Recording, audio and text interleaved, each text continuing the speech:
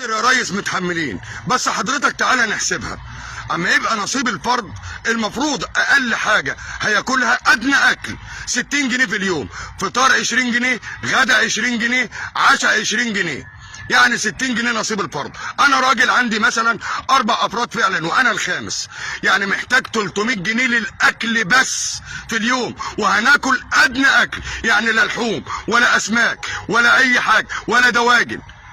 حضرتك هنجيب منين؟ اما يبقى 300 جنيه في اليوم يبقى 10000 جنيه في الشهر. انا راجل مرتبي اليومي 150 جنيه ب 4500 جنيه، يعني ما يكفيش نص اللي انا محتاجه لاكلي انا واولادي، ده غير مصاريف العلاج لو في علاج، وغير مصاريف المدارس، وغير الايجار، وغير الكهرباء، وغير الميه، وغير حاجات كتيره قوي انا ما ذكرتهاش، وغير استغلال التجار حضرتك اللي مش عايز يقف، اللي كل ساعه بيزيد، وغير الفساد اللي موجود ومالي وزاره التموين وما بيتحاربش او بيتحارب ببطيء جدا. هنعمل ايه يا ريس؟ قول لنا انت نعمل ايه؟